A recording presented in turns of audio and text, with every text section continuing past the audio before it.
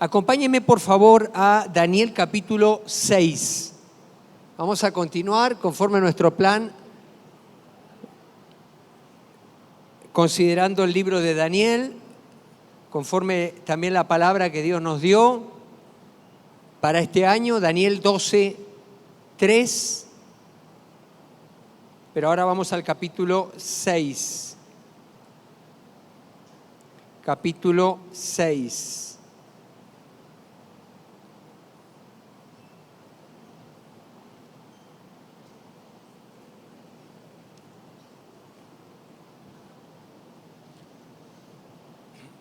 Y voy a leer de la Nueva Traducción Viviente, que dice así. Daniel capítulo 6, voy a leer todo el capítulo, voy a avanzar, es una historia muy atrapante, así que si usted tiene otra versión, mejor me escucha a mí, si tiene la NTV, la sigue. Dice así: Darío el Medo decidió dividir el reino en 120 provincias y nombró a un alto funcionario para gobernar cada provincia. Asimismo, el rey escogió a Daniel y a 2 personas más como administradores para que supervisaran a los altos funcionarios y protegieran los intereses del rey. Pronto Daniel demostró ser más capaz que los otros administradores y altos funcionarios. Debido a la gran destreza administrativa de Daniel, el rey hizo planes para ponerlo frente al gobierno de todo el imperio.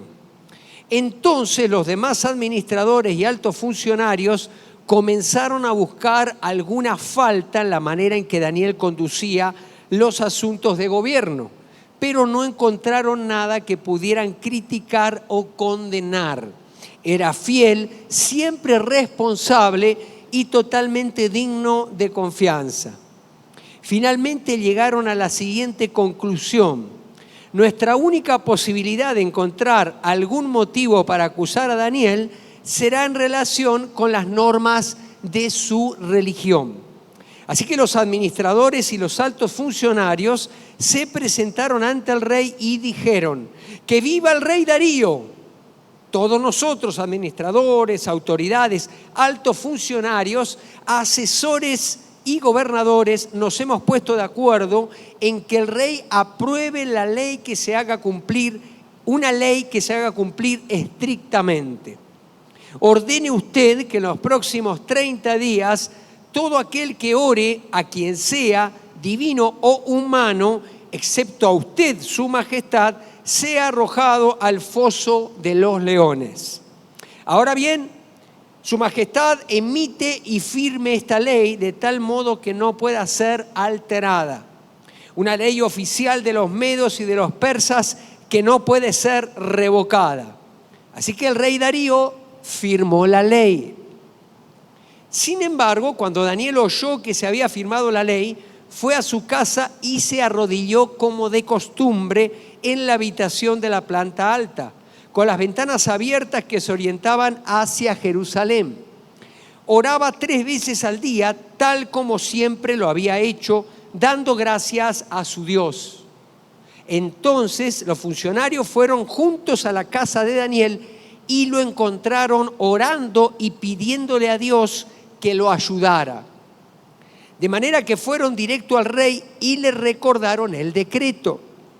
¿No firmó usted una ley por la cual durante los próximos 30 días todo aquel que ore a quien sea, divino o humano, excepto a usted, su majestad, sea arrojado al foso de los leones? Sí, contestó el rey. Esa decisión sigue en pie. Es una ley oficial de los medos y los persas que no puede ser revocada. Entonces le dijeron al rey: ese hombre Daniel, uno de los cautivos de Judá, no hace caso a usted ni a su ley. Sigue orando a su Dios 3 veces al día. Al oír esto, el rey se angustió mucho y procuró encontrar un modo de salvar a Daniel. Pasó el resto del día buscando una manera de librarlo de ese aprieto. Por la noche, los hombres volvieron a presentarse ante el rey y dijeron: Su majestad, usted sabe que según las leyes de los medos y los persas, Ninguna ley firmada por el rey puede ser modificada. Entonces, finalmente, el rey ordenó que arrestaran a Daniel y lo arrojaran al foso de los leones. El rey le dijo: que tu Dios, a quien sirves tan fielmente, te rescate. Así que trajeron una piedra y la colocaron sobre la boca del foso. El rey selló la piedra con su sello real y los sellos de sus nobles para que nadie pudiera rescatar a Daniel. Luego el rey regresó al palacio y pasó la noche en ayuno. Rechazó sus entretenimientos habituales y no pudo dormir en toda la noche. Muy temprano a la mañana siguiente el rey se levantó y fue deprisa al foso de los leones. Cuando llegó allí gritó con angustia: Daniel, siervo del Dios viviente, ¿pudo tu Dios, a quien sirves tan fielmente, rescatarte de los leones? Y Daniel contestó: que viva el rey. Mi Dios envió a su ángel para cerrarles la boca a los leones, a fin de que no me hicieran daño, porque fui declarado inocente ante Dios y no he hecho nada malo en contra de usted, su majestad. El rey se alegró mucho y mandó que sacaran a Daniel del foso. No tenía ningún rasguño porque había confiado en su Dios. Entonces el rey dio órdenes de que arrestaran a los hombres que maliciosamente habían acusado a Daniel y los hizo echar al foso de los leones, junto con sus esposas y con sus hijos. Los leones saltaron sobre ellos y los despedazaron, aún antes de que llegaran al piso del foso. Después el rey Darío envió el siguiente mensaje a la gente de toda raza, nación y lengua en el mundo entero: paz y prosperidad a todos ustedes. Ordeno que en mi reino toda persona tiemble con temor delante del Dios de Daniel, pues Él es el Dios viviente y permanecerá para siempre. Su reino jamás será destruido y su dominio nunca tendrá fin. Él rescata y salva a su pueblo. Realiza señales milagrosas y maravillosas en los cielos y en la tierra. Él ha rescatado a Daniel del poder de los leones. Así que Daniel prosperó durante el reinado de Darío y el reinado de Ciro el persa. Amén. Le pido que me ayude orando. Señor, en esta tarde queremos declarar que este es un lugar donde tu presencia se manifiesta en salvación, se manifiesta en sanidad, se manifiesta en libertad para el cautivo, se manifiesta en salud a los cuerpos enfermos, se manifiesta en restauración en los hogares destruidos, en los matrimonios. Ahora anunciamos en este lugar que el Espíritu Santo se manifiesta con libertad en la mente y en los corazones. Yo te pido que me dirijas con este mensaje y te pido que abras nuestros corazones. En el nombre de Jesús, amén.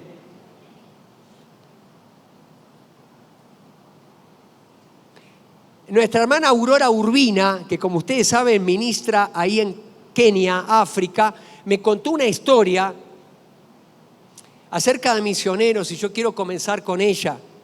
Dice que había un misionero ahí en el África que venía de ministrar en un pueblito muy alejado y como ustedes saben, en África nosotros nos hacemos la idea que todo es selva, pero en realidad la mayoría de las áreas son sabanas, ¿no es cierto? O sea, espacios muy amplios y bueno, obviamente el desierto. Pero en realidad los leones habitan en las sabanas. ¿Las sábanas o sabanas? ¿Cómo se dice? Las sábanas son para taparse, ¿no? Dile al que está al lado, espero que no te hayas traído las sábanas, ¿no? Bueno, entonces este misionero venía por el camino y que de repente le sale un león. Y entonces lo empieza a ver desde lejos y empieza a apresurar su marcha. Más, hasta que por ahí ve un arbolito y llega al árbol y piensa, bueno, a ver cómo puedo y me subo. Pero usted sabe que el león es un felino y se iba a subir. Así que ya cuando no daba más, venía él orando: Señor, que se convierta el león. Señor, que se convierta el león a Jesucristo. Que se convierta el león. Y ya no da más, se para en el árbol y no escucha nada, silencio. Y entonces dijo, Dios hizo la obra. Se da vuelta y el león estaba con las manos cruzadas. Muchas gracias, Dios, por estos alimentos. Bueno, no soy muy bueno para contar chistes, ni acostumbro a hacerlo, pero tan mal no me salió. Yo pienso que eso fue probablemente lo que sucedió en aquel foso de los leones. Yo tengo mi teoría de por qué los leones no se comieron a Daniel, pero después se la cuento. ¿O quiere el chisme de una vez? No, al ratito, para mantenerlo así. ¿Vieron? Ya encontré una forma de mantenerlo. Probablemente el profeta se debe haber preguntado. Yo imagino, cuando leo las historias, me sitúo, estudio el contexto histórico. Usted piense que Daniel a esta altura ya tiene aproximadamente 80 años. Ya no es aquel muchachito de 15 años que tenía todo un futuro promisorio por delante. Ya estaba de bajada en edad, pero si usted se acuerda por el capítulo anterior, él había sido como olvidado por el rey anterior, por Belsasar, corregente de Nabonido, y estaba ahí seguramente en una buena casa, con una buena pensión. Por eso yo me imagino que a sus 80 años estaba ya tranquilo, estaba retirado, con pensión vitalicia, sin necesidad de meterse en líos, lejos del poder en el cual había estado por 6 sexenios, pero con la satisfacción de haber contribuido a la preservación de su pueblo, el pueblo judío, atravesando nada más y nada menos que 4 reyes, 4 reinados y 2 imperios, el imperio babilónico y ahora el imperio medo-persa. Yo me pregunto si Daniel no debe haber dicho, ¿no me merezco un año sabático?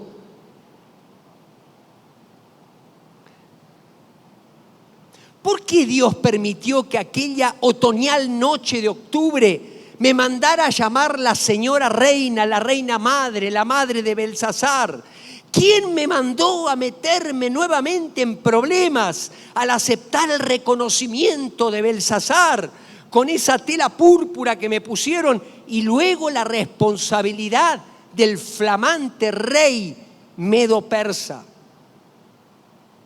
Pero yo creo que esto fue más bien mi imaginación, porque la gente de reino, como Daniel, siempre piensa en qué más puedo aportar para cumplir el mandato cultural que Dios nos ha dejado aquí en la tierra, sin importar cuántas veces signifique meterse en el foso de los leones.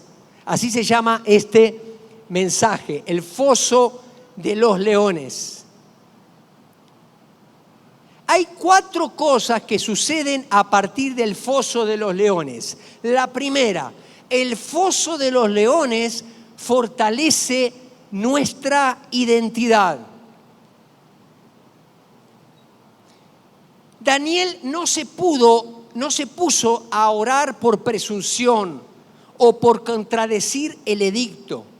Cuando él se dio cuenta que había un complot en su contra a causa del edicto, lo que él hizo fue a su casa, donde siempre en su recámara oraba con las ventanas abiertas a Jerusalén, para no perder la visión de que él pertenecía al pueblo de Dios y que tenía que resguardar durante esos 70 años, él entendió bien su ministerio.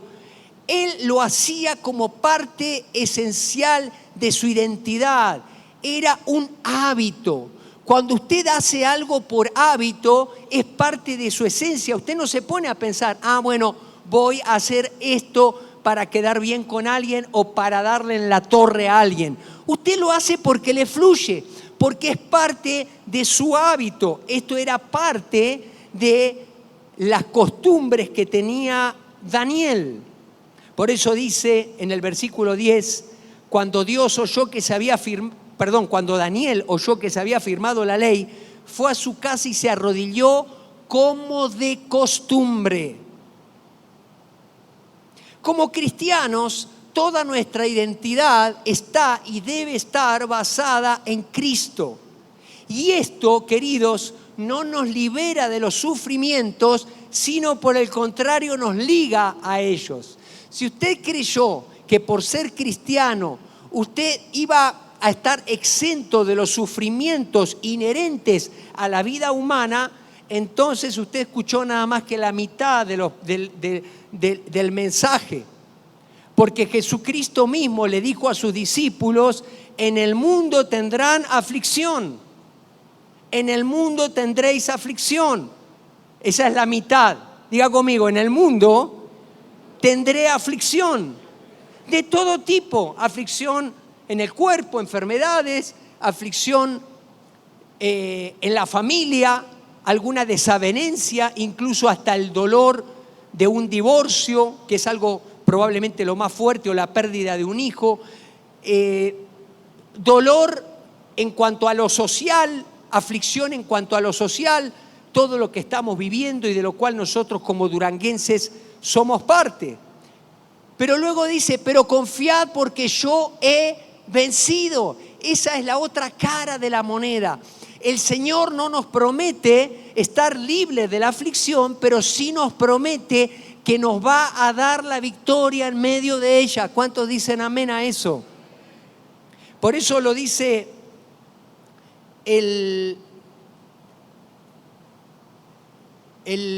apóstol Pedro en su primera carta, capítulo 5. Estén alerta, cuídense de su gran enemigo el diablo, porque anda al acecho como un león rugiente, buscando a quien devorar. Manténganse firmes contra él y sean fuertes en su fe. Recuerden que su familia de creyentes en todo el mundo también están pasando por el mismo sufrimiento. En su bondad, Dios los llamó a ustedes a que participen de su gloria eterna por medio de Cristo Jesús. Entonces, después de que hayan sufrido un poco de tiempo, Él los restaurará, los sostendrá, los fortalecerá y los afirmará sobre un fundamento sólido. A Él sea todo el poder para siempre. Amén. Usted quiere un fundamento sólido en su vida. Quiero decirle que Dios a veces, y por un periodo probablemente corto de tiempo, de acuerdo a la capacidad que el Espíritu Santo le dé de soportar, usted va a estar expuesto a situaciones adversas, a enfermedades, a situaciones difíciles, a problemas en el matrimonio, a problemas con los hijos, a problemas con la economía, a problemas sociales, a problemas económicos, a problemas laborales, a despidos. Van a haber situaciones difíciles, pero en medio de ellas el Señor nos promete que nos va a restaurar, nos va a sostener, nos va a fortalecer y nos va a afirmar. Aquí atrás tenemos un jardín, uno de los 2, 3, 4, 5 jardines que tenemos donde hay césped. Hay más jardines, pero hay 4 donde hay césped. 4, ¿no, ingeniero? El de aquí, precioso por cierto, es el de Las Palmas. Y ese jardín le llamamos así el Jardín de las Palmeras, porque pensamos en ese texto de las Escrituras donde dice que el justo será como la palmera. Porque la palmera, aunque se doble por un huracán o por lo que fuera, ¿qué pasa luego? Se vuelve a parar. Y son 21 palmeras. Es un número simbólico porque 21 es el símbolo de resistencia. De hecho, aquí en Daniel habla acerca del número 21. Por eso se dice que los hábitos se empiezan a forjar en 21 días. Casi todos nosotros, cuando vamos por el día 20, abandonamos la dieta. ¿Cuántos hicieron una dieta de 21 días?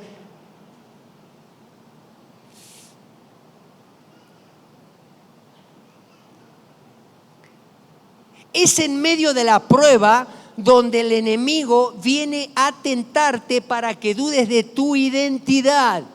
Es en medio de la prueba.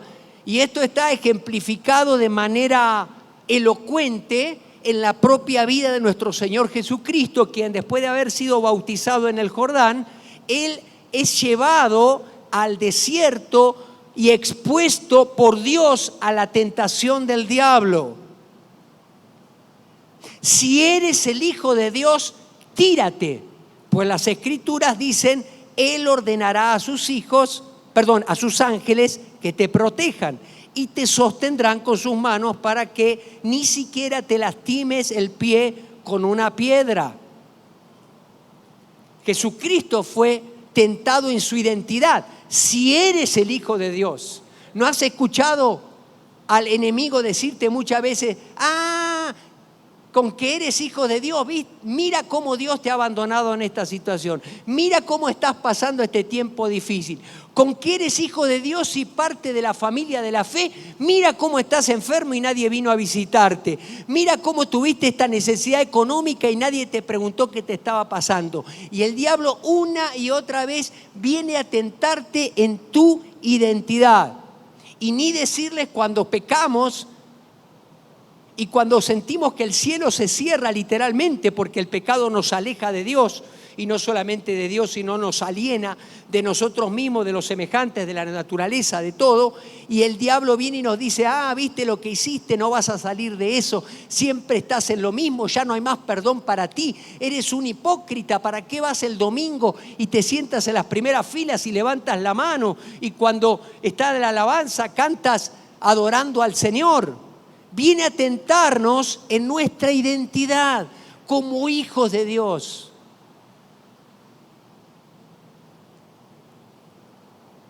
Pasó con Jesucristo. Pero Jesús le respondió, eso está en Mateo capítulo 4, versos 6 y 7. Las Escrituras también dicen, ¿con qué le respondió Jesucristo?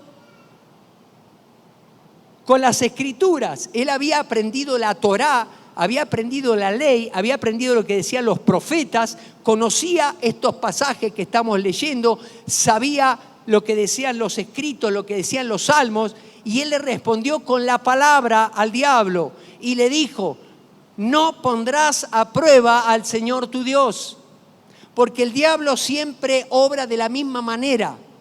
Él no tiene éxito por creatividad, tiene éxito por constancia. El diablo es muy constante. Por eso dice el dicho que el diablo sabe más por viejo que por diablo. ¿O es al revés? Porque me miraron así. ¿Lo dije bien? ¿Por qué? Porque viene practicando desde hace mucho tiempo. Por eso dice la Escritura que es padre de mentira y mentiroso desde el principio. Y cuando usted practica algo por mucho tiempo se convierte en diestro de eso. Bueno, el diablo es diestro en vendernos la mitad de la verdad.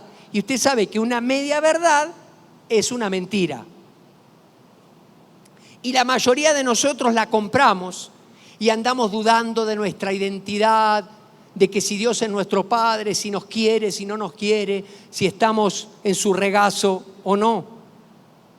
Nuestra identidad debe estar basada en la verdad de su palabra, que nos dice una y otra vez quién es Dios, cómo es nuestro Padre, cuán amoroso es, cómo quiere relacionarse con nosotros, cómo piensa Él respecto del mundo, respecto de las cosas, que tiene un llamado, un propósito, que nos ama y que quiere que otros lo conozcan. Y nosotros, al igual que Cristo, obtendremos la victoria. ¿Cuántos dicen amén?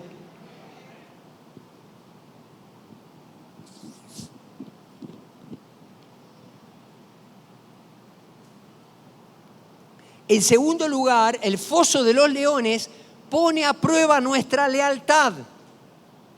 No solo nuestra identidad, sino nuestra lealtad. Lealtad a Dios y lealtad al Rey. Eso es lo que vemos en este pasaje. Lo que llevó al foso de los leones a Daniel fue la lealtad a Dios. Si usted es leal a Dios, usted va en algún momento de su vida, si no en varios, va a terminar en el foso de los leones. Es decir, en una situación de peligro inminente. Nadie lo quiere, nadie lo busca. No es que vamos, Señor, te pido, o sea, no quiero que usted salga de este mensaje mañana, ore, Señor, dame un foso de los leones estupendo esta semana. No, nosotros no buscamos la prueba. La prueba está, Dios va a permitir que lleguemos a ella. Pero eso fue lo que llevó la lealtad a Dios. Fíjese, entonces le dijeron al rey, estos señores sátrapas, eran sátrapas, 120, haga de cuenta como si fueran,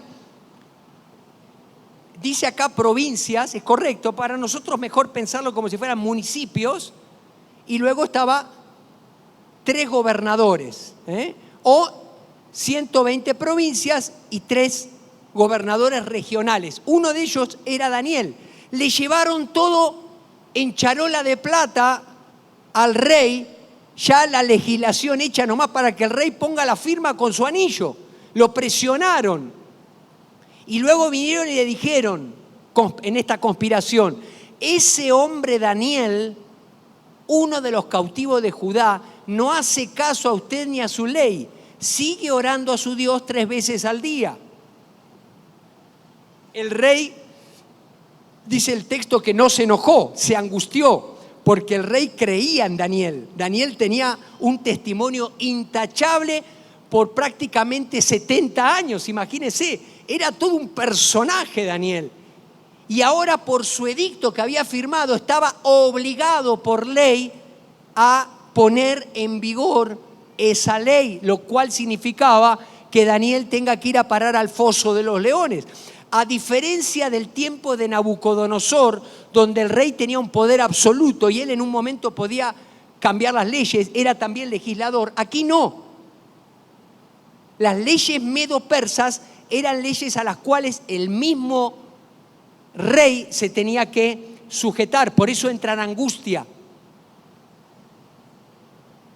Entra en ansiedad, podemos decir, por todo lo que dice el texto. Dice, lo que lo sacó del pozo fue la lealtad al rey. Fíjese, esto lo escribí estudiando. Dice, lo que lo llevó al foso fue la lealtad a Dios. Lo que lo sacó del foso fue la lealtad al rey. Dice, y Daniel contestó desde el foso, que viva el rey. Mi Dios envió a su ángel para cerrarles la boca a los leones, a fin de que no me hicieran daño, porque fui declarado inocente ante Dios y no he hecho nada malo en contra de usted, su majestad. Daniel nunca se enojó con la autoridad competente. Daniel nunca se enojó contra aquellos que habían querido hacerle mal o los que podrían haberlo evitado. Daniel siempre estuvo enfocado en Dios. Porque la lealtad a Dios y la lealtad al rey son 2 caras del mismo principio. Porque Dios es altamente institucional. Él nos manda a respetar la investidura de la autoridad más allá de la persona. Y si no, usted lea Romanos capítulo 13, cuando el apóstol Pablo dice que nos tenemos que someter a todas las autoridades. Por ese entonces más o menos estaba como emperador en Roma Calígula y luego Nerón. Estudie usted un poquito la historia y se va a dar cuenta que eran 2 emperadores sumamente crueles. Y en ese contexto y en contextos de persecución siempre se manda a tener respeto por las autoridades. Por eso nosotros en esta iglesia oramos por las autoridades. Por eso le pedimos a Dios por las autoridades.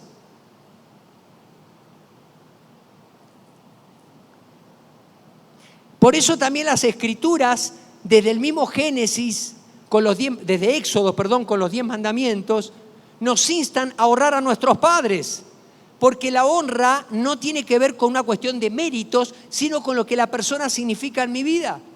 Si usted tiene hijos y van a la escuela, usted tiene que enseñarle a sus hijos a respetar a las autoridades.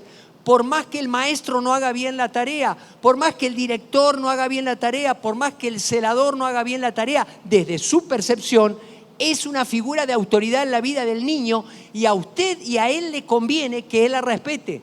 Por eso necesitamos respetar a la policía, necesitamos respetar a los que portan un uniforme. ¿Por qué? Porque Dios es institucional en ese sentido de la palabra, en el mejor sentido de la palabra. Lo que te mete en las pruebas, es decir, el foso de los leones, es la soberanía de Dios. ¿Por qué algunos tienen unas pruebas más grandes que otros?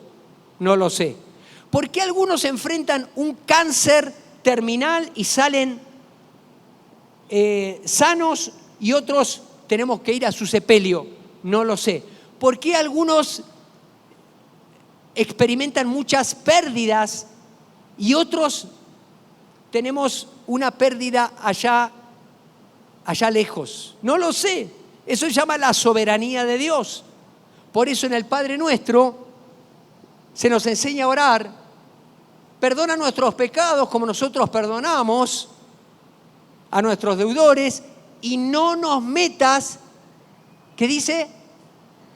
No nos metas en tentación.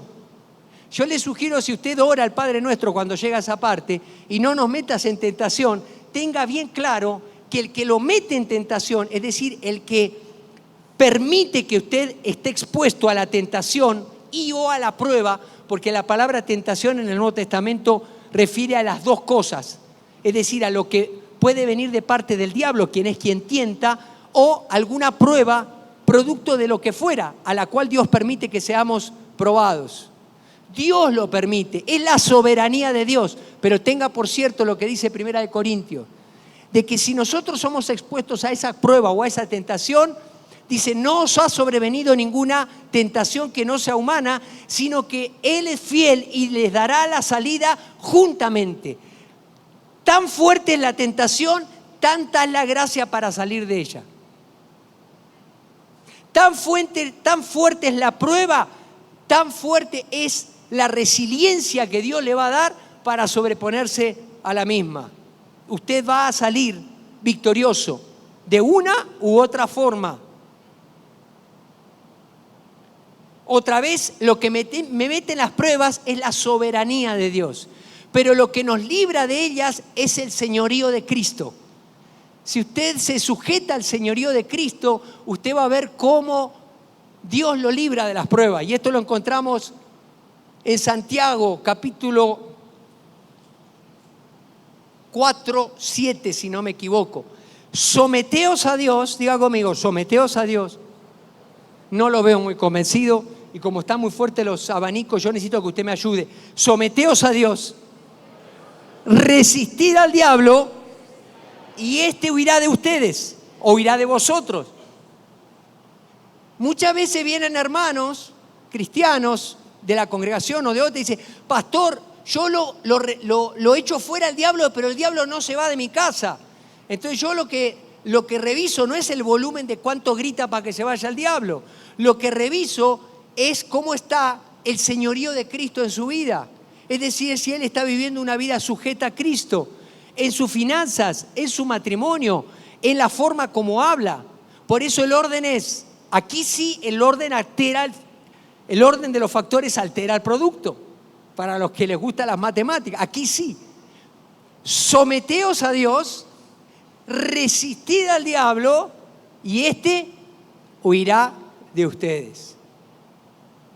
Nuestra lealtad a Dios no será demostrada hasta que tengamos un conflicto en relación con la misma. Es muy fácil decir, no, Dios es lo primero en mi vida. Dios es lo primero, Él es el primero en mi familia, es el primero en mi economía, es el primero en esto, en aquello. Y cuando tú estás frente a un conflicto de lealtades, vamos a hacer un ejemplo, tú estás en tu trabajo y alguien de tu trabajo, un jefe, entre comillas, te obliga, porque nadie puede obligar, por lo menos en México así funcionan las cosas, gracias a Dios hay un Estado de Derecho que nos permite no estar en esa situación, y te dice, no, fírmele acá, y usted cuando lo va a firmar es algo que no está bien, un documento inexacto que tiende a cubrir algo, o la típica, ¿no? Dígale que no estoy. Y usted dice, bueno, es el jefe, entonces yo me someto. No, porque encima del jefe hay una autoridad más grande que es Dios. y aunque lo honramos al jefe, la forma de honrarlo justamente es no obedeciéndole, porque eso genera un sistema de corrupción que bien conocemos en México, ¿o no?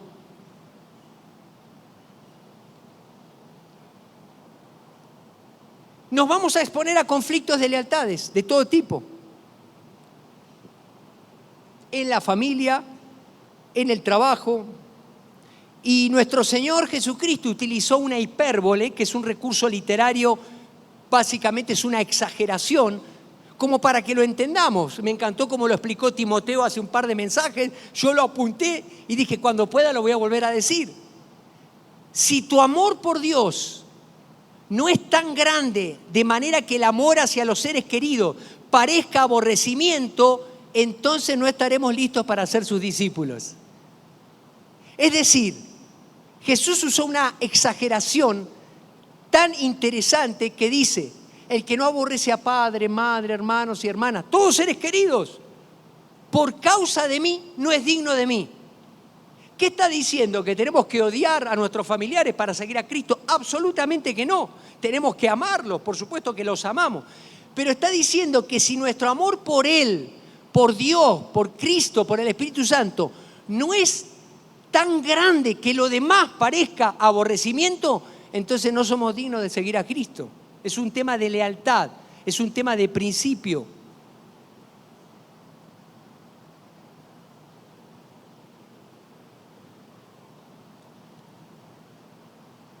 Yo le pregunto, ¿Job amaba a su mujer? ¿Sí o no? Claro que amaba a su mujer, al punto que después tuvieron no sé cuántos hijos más al final, el doble de lo que había tenido. Pero cuando la lealtad a Dios fue puesta en tela de juicio por la sugerencia o consejo de su esposa, ¿qué hizo Job? Le dijo, no, hasta aquí llegaste. Yo no voy a negar a mi Dios. Porque la mujer de Job le dijo, niega a Dios y maldice. Maldice a Dios y muérete.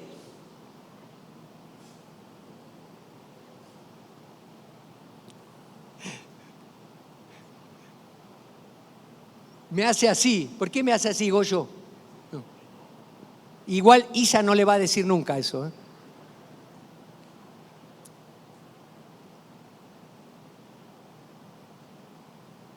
Todo es una cuestión de amor y lealtad.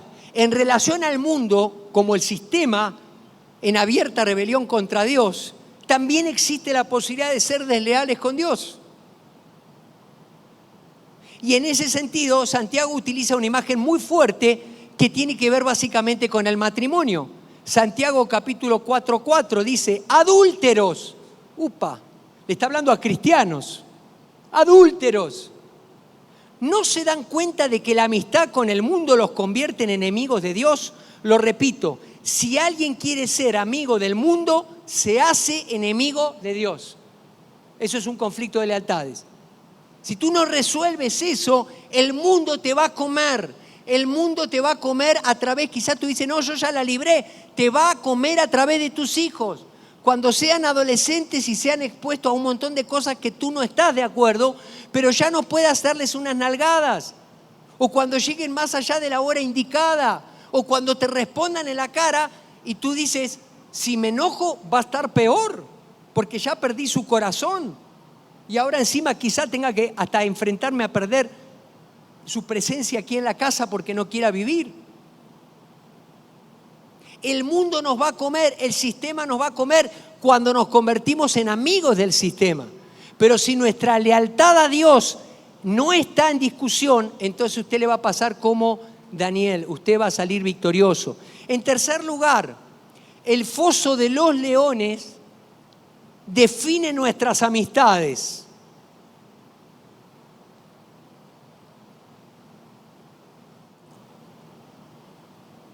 Evidentemente fue por envidia que buscaron el mal a través de una conspiración. ¿Por qué? Porque el rey tal vez no había sido lo suficientemente sabio y como que les había adelantado, miren, a Daniel lo voy a poner de nuevo, lo voy a sacar de la pensión, ¿no es cierto?, vitalicia.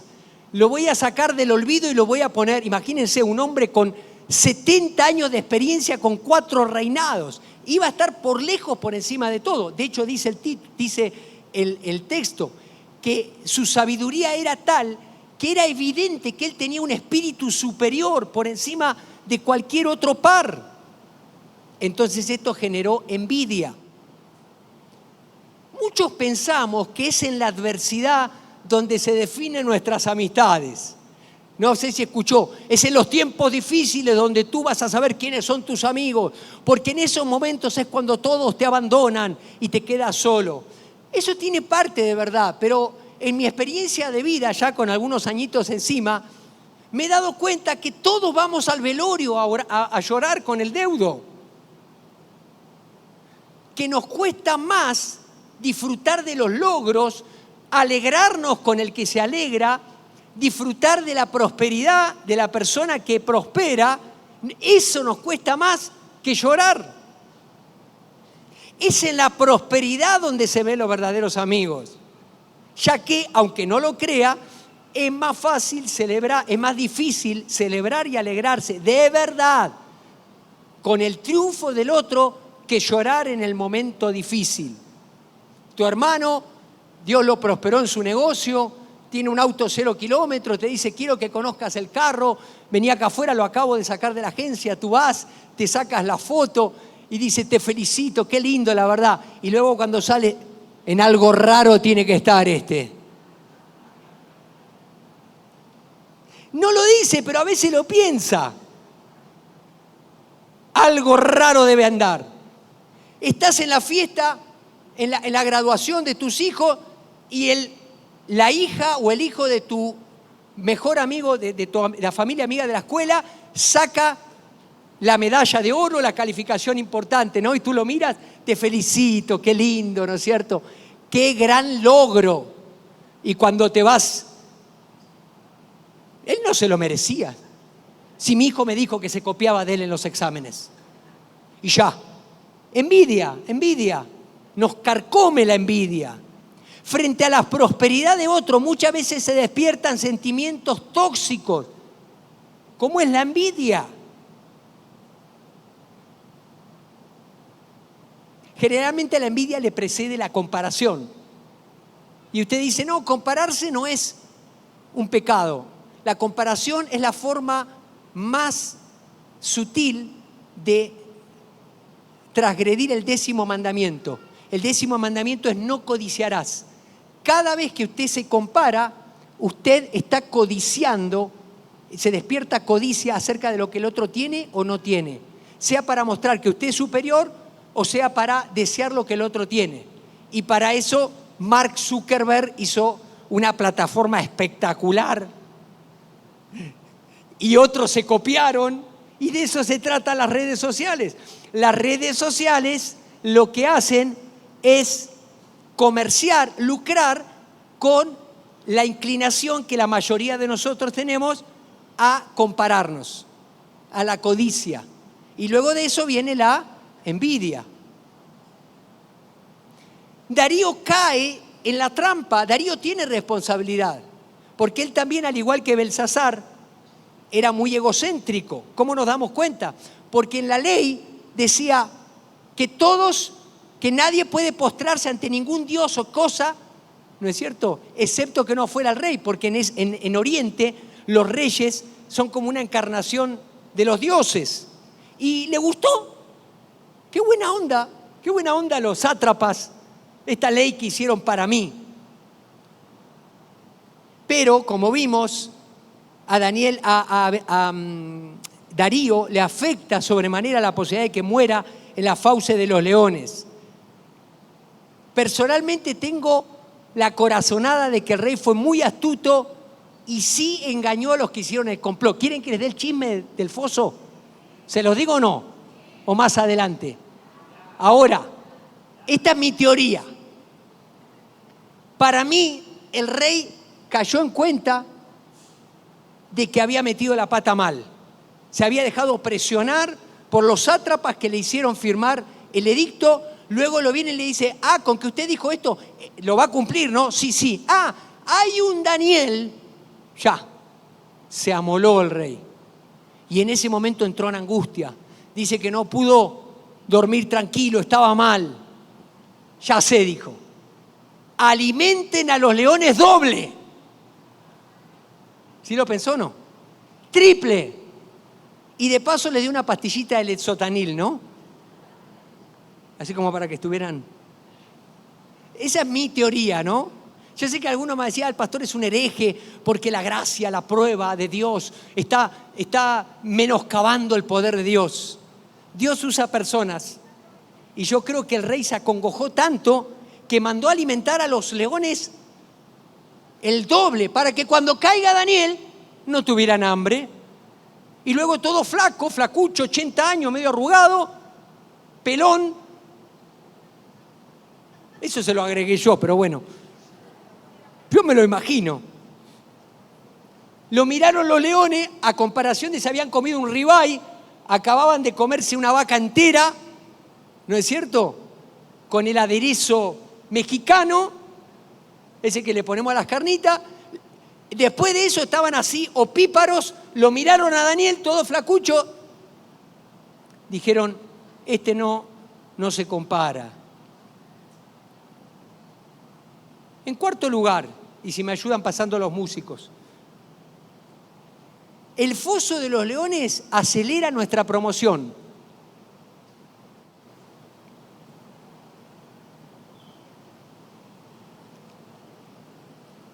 Esta experiencia obviamente fungió como un catalizador del regreso de Daniel al poder. Daniel ya había sido reinstalado en el poder por Belsasar, pero ahora era todavía mayor la confianza que le estaba dando el rey, el flamante rey Darío. Lo está poniendo a la par de los tres principales y obviamente por la experiencia. Hagan de cuenta que era como un primer ministro, Daniel. A los 80 años. Después el rey Darío envió el siguiente mensaje a la gente de toda raza, lengua y nación. Paz y prosperidad. Ordeno que en mi reino toda persona tiemble con temor delante del Dios de Daniel.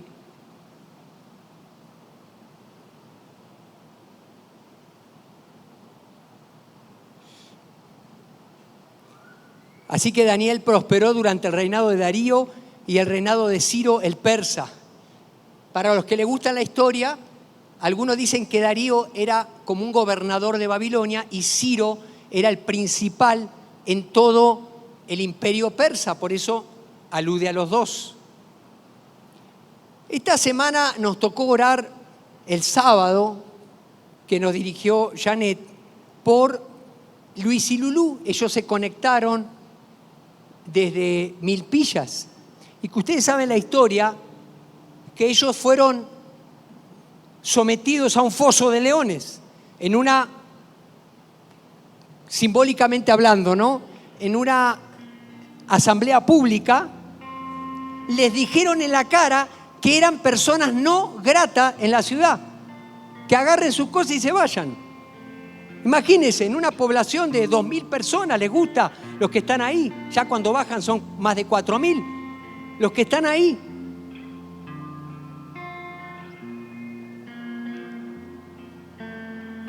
Pero luego Dios obró a su favor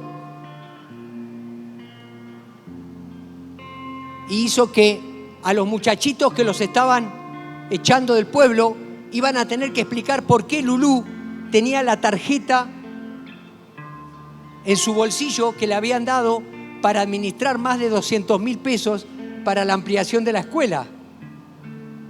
Toda la confianza de las madres y de los maestros había estado en ella. Y él gana una plaza y ahora tiene una plaza federal que ahora la está renovando. Eso lo que hizo fue que aceleró la promoción de Luis y Lulú, porque cuando regresaron al pueblo, regresaron con las puertas de par en par, incluso las autoridades así lo reconocieron. Y decía Lulú en la oración, nos dimos cuenta que nosotros no somos los que tenemos que retroceder, sino el enemigo. Someteos a Dios, resistid al diablo y este huirá de ustedes. porque el diablo anda como león rugiente viendo a quien devorar. Pero hay un solo león verdadero y es el león de Judá. La promoción en el reino, mis queridos, viene del Señor. No es autopromoción como en el mundo. Pues nadie en la tierra, del oriente ni del occidente, ni siquiera del desierto, debería alzar un puño desafiante. Dios es el único que juzga. Él decide quién se levantará y quién caerá. Salmo 75, versos 6 y 7. Tú no te preocupes por el ascenso. O si te dieron un descenso en el trabajo, en el fraccionamiento, no sé, en algo que tú consideras que fuiste para atrás, no te preocupes, porque acuérdense que el camino de el camino de José también fue de descenso y luego llegó a ser el primer ministro, como Daniel. No te preocupes por eso, no andes gestionando, haciendo lobby para que te asciendan.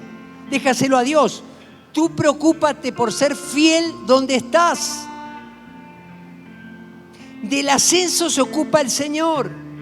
Deja que tu forma de trabajar hable de ti. Deja que la forma como te relacionas con los demás hablen de ti.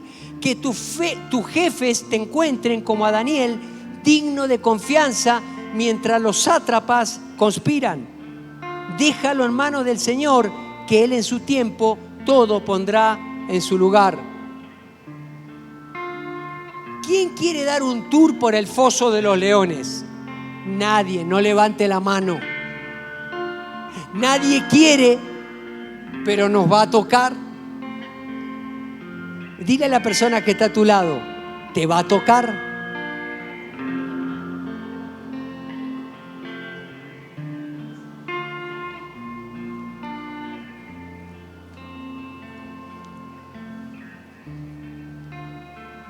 Termino con este texto. Primera de Pedro, capítulo 4, verso 12 al 19. Queridos amigos, no se sorprendan de las pruebas de fuego por las que están atravesando, como si algo extraño les sucedería. A ver, ¿cuántos están atravesando alguna prueba? De la que sea, ahora sí, de la que sea. En la salud, en el negocio, en el trabajo, la que sea. Todos los que levantaron la mano, pónganse de pie. Quiero darles una palabra profética para usted. Es simplemente leerles este texto, pero quiero que la creas, entonces quiero que levantes tu mano. Si estás atravesando una prueba, la que fuera, chiquita, grande, quizá los leones de tu foso sean como gatitos, quizá el foso sea muy profundo, como dicen que era en ese tiempo en Persia los fosos de los leones. Quiero que recibas esta palabra. No te sorprendas de las pruebas de fuego por las que estás atravesando. No te sorprendas por los fosos de los leones en los cuales estás, como si algo extraño te sucediera. En cambio, alégrate mucho, porque estas pruebas te hacen ser partícipes con Cristo de su sufrimiento, para que tengas la inmensa alegría de ver su gloria cuando sea revelada a todo el mundo. Así que alégrate cuando te insulten por ser cristiano, porque el glorioso Espíritu de Dios reposa sobre ti. Sin embargo, si sufres que no sea por matar, robar, causar problemas o entrometerse en asuntos ajenos, no es vergonzoso sufrir por ser cristiano. Alaba a Dios por el privilegio de los que llaman por el nombre de Cristo, pues ha llegado el tiempo del juicio y debe comenzar por la casa de Dios. Y si el juicio comienza con nosotros, qué terrible destino les espera a los que nunca obedecieron la buena noticia de Dios. Además, si el justo a duras penas se salva, ¿qué será de los pecadores que viven sin Dios? De modo que, si sufren de la manera que agrada a Dios, sigan haciendo lo correcto y confíenle su vida a Dios, quien los creó, pues Él nunca les fallará.